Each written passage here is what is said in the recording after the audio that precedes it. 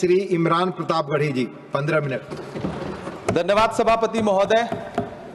कभी सुदामा पांडे धूमिल जी ने कहा था कि एक आदमी रोटी बेलता है, एक आदमी रोटी खाता है, एक तीसरा आदमी भी है जो न रोटी बेलता है न रोटी खाता है, वो सिर्फ रोटी से खेलता है।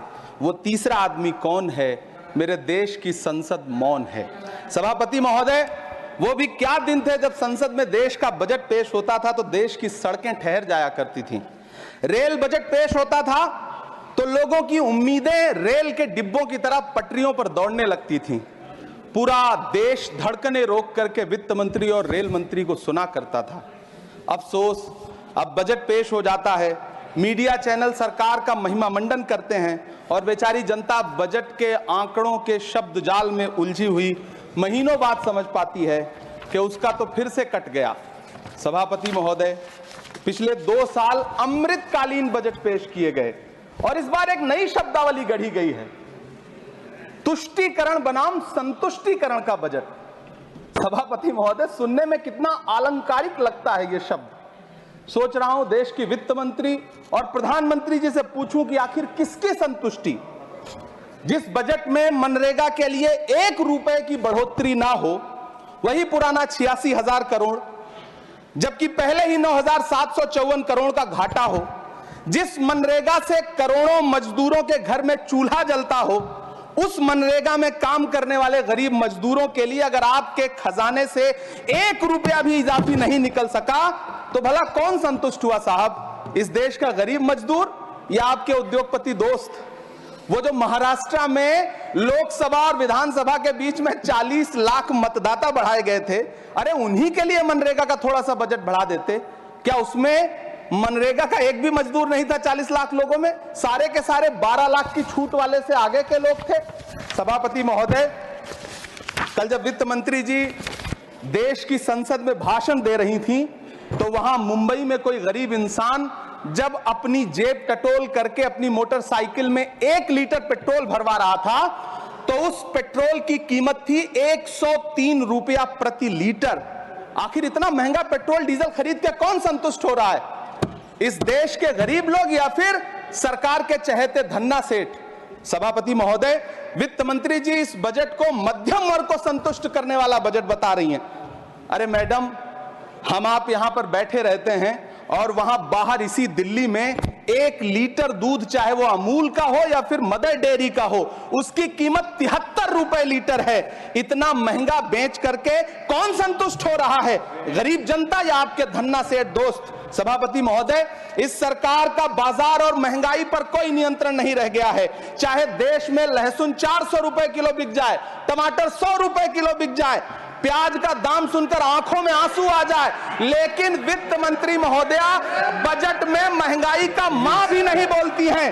बच्चों की किताब और पेंसिल तक पर टैक्स लगाने वाले सरकार से मैं पूछना चाहता हूं कि आप मध्यम वर्ग का हितैषी बताते हैं, खुद को तो शर्म नहीं आती है? खुद को धार्मिक कहने वाली सरकार भगवान श्री कृष्ण के प्रिय खाद्य पदार्थों दही और मक्खन तक पर जीएसटी लगाती है और बात करती है मध्यम वर्ग की हिमायती होने की।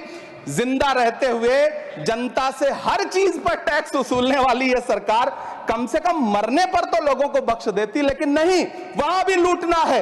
अंतिम संस्कार के सामान, अगरबत्ती, धूप बत्ती, केवड़ा जल, चंदन पाउडर, जौ, बताशा, काला तिल, पंचरत्न, कपूर और कफन तक पर टैक्स लेने वाली यह सरकार किस मुंह से खुद को मध्यम वर्ग का हितैषी बताती है? कौन सी संतुष्टि? किसकी संतुष्टि? कदम कदम पर टैक्स देकर लूटने वाली जनता की या फिर जनता से टैक्स वसूल करके धन्ना सेठों का खजाना भरने वाली सरकार की? किसकी संतुष्टि? सभापति महोदय, 18 अगस्त 2015 आरा का बिहार का ऐतिहासिक मैदान, सजा हुआ मंच, हजारों की भीड़ और सामने खड़े हुए देश के प्रधानमंत्री का भाषण। बिहार के भाइयों बहनों, आज मैं बिहार के लिए पैकेज की घोषणा कर रहा हूं। 50,000 करोड़ कर दूं कि ज्यादा कर दूं? अखिलेश भाई, 60,000 करोड़ कर दूं कि ज्यादा कर दूं? 70,000 करोड़ कर दूं कि ज्यादा कर दूं? 80,000 करोड़ कर दूं कि ज्यादा कर दूं? चलो, मैं बिहार को 1.25 लाख करोड़ का पैकेज दे रहा हूं। 10 साल हो गए सभापति महोदय, वही ढाक के 3 पात, बिहार आज भी विकास की बाट जोह रहा है। भाषण आज भी प्रधानमंत्री जी के यूट्यूब चैनल पर सुना जा सकता है। जो झूठ बोल के करता है मुतमईन सबको, वो झूठ बोल के खुद मुतमईन नहीं होता। सभापति महोदय, ये तो राहुल जी का असर है। कौन सा शब्द सर, कौन सा शब्द? झूठ। ठीक है सर, मिथ्या बोल करके, जो मिथ्या बोल के करता है मुतमईन सबको, वो मिथ्या बोल के खुद मुतमईन नहीं होता। ये राहुल जी का असर है। जो मखाना बोर्ड की घोषणा हुई, अखिलेश जी आपको याद होगा, भारत जोड़ो न्याय यात्रा में 30 जनवरी 2024 को बिहार के रंगभूमि मैदान में राहुल गांधी जी का पूर्णिया में भाषण था और उसमें मखाना को लेकर उन्होंने आवाज उठाई थी। यह उनका असर है कि आपको मखाना बोर्ड बनाना पड़ा, वरना तो आप मैखाना बोर्ड बनाने वाले लोग हैं। सभापति महोदय, बिहार को झूठे पैकेज और चुनावी दिलासे देना बंद करिए। आज भी जब कोसी में बाढ़ आती है तो पूरा सीमांचल बर्बाद हो जाता है। मैंने उस तबाही को अपनी आंखों से देखा है। 2016-17 की बाढ़ में अपने इन्हीं हाथों से राहत सामग्री बांटी है मैंने। अगर सच में बिहार के लिए कुछ करना चाहते हैं तो बिहार को बाढ़ से बचाने का प्रबंध करिए। पूर्णिया एयरपोर्ट 10 साल से बाट जो रहा है, घोषणा 2014 में हुई, बन के आज तक तैयार नहीं हुआ। अलीगढ़ मुस्लिम विश्वविद्यालय का किशनगंज सेंटर बजट के अभाव में दम तोड़ता जा रहा है। मैंने पिछले बजट सत्र में भी आवाज उठाई थी। आज फिर वित्त मंत्री जी से अनुरोध करना चाहता हूं, दामन फैला करके, कि अलीगढ़ मुस्लिम विश्वविद्यालय का किशनगंज सेंटर बन जाने दीजिए। आखिर कौन सी नफरत है? यह मुल्क हमारा भी है। इस मुल्क की मिट्टी में हमारा भी खून पसीना शामिल है। हमसे इतनी भी क्या नफरत? रिश्तों की ये नाजुक डोरें तोड़ी थोड़ी जाती हैं। अपनी आंखें दुखती हो तो फोड़ी थोड़ी जाती हैं। सभापति महोदय, अल्पसंख्यक मंत्रालय का बजट काटकर मौलाना आजाद नेशनल फेलोशिप बंद कर देना, प्री मैट्रिक स्कॉलरशिप बंद कर देना, नई मंजिल योजना बंद करना, धरोहर योजना बंद करना। 2024-25 के बजट में माइनॉरिटी मिनिस्ट्री के लिए 3183 करोड़ रुपए की घोषणा हुई, लेकिन देश को हैरत होगी कि बाद में समीक्षा करके लगभग आधा कर दिया गया, 1868 करोड़ रुपए। मैं तो सरकार से पूछना है कि कौन संतुष्ट हुआ? इस देश का अल्पसंख्यक संतुष्ट हुआ या आप संतुष्ट हुए? किसका संतुष्टिकरण? सभापति महोदय, मैं प्रधानमंत्री जी से कहना चाहता हूं कि आप ही ने 1 मार्च 2018 को किंग अब्दुल्ला को, जॉर्डन के किंग अब्दुल्ला को मेहमान बना करके इसी दिल्ली में एक कॉन्फ्रेंस में कहा था कि मैं मुसलमानों के एक हाथ में कंप्यूटर और दूसरे हाथ में कुरान देना चाहता हूं। कंप्यूटर देने की बात तो छोड़िए, पढ़ाई के लिए जो स्कॉलरशिप मिल रही थी उसको भी छीन लिया आपने। किसको संतुष्ट करने के लिए? हम समझते हैं इस साजिश को। आप माइनॉरिटी मिनिस्ट्री का बजट काटते काटते एक दिन मिनिस्ट्री को ही बंद कर देना चाहते हैं। वो जहर देता तो सबकी नजर में आ जाता, सो ये किया कि हमें वक्त पर दवाएं न दी।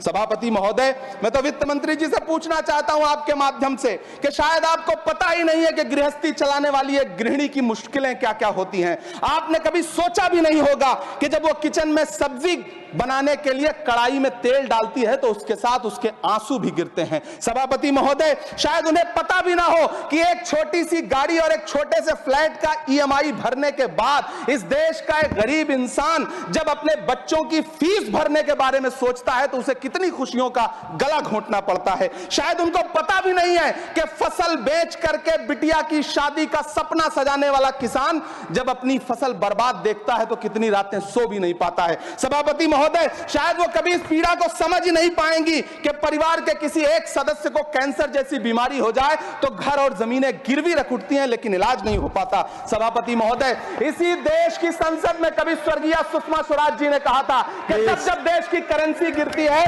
तब देश की प्रतिष्ठा गिरती है। एक तरफ कोलंबिया जैसा छोटा सा देश और उसके प्रधानमंत्री गुस्तावो पेत्रो खड़े हैं जो कोलंबिया के नागरिकों को हथकड़ी लगाकर लाने वाले जहाज को अमेरिका बैरंग वापस लौटा दे रहे हैं, और दूसरी तरफ हमारे प्रधानमंत्री जी खड़े हैं जो बेड़ी और हथकड़ी लगा करके लाए गए बेटों के अपमान पर एक शब्द नहीं बोल रहे।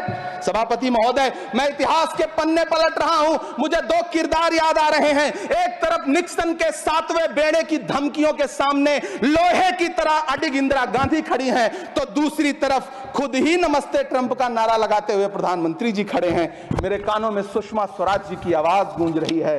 बहुत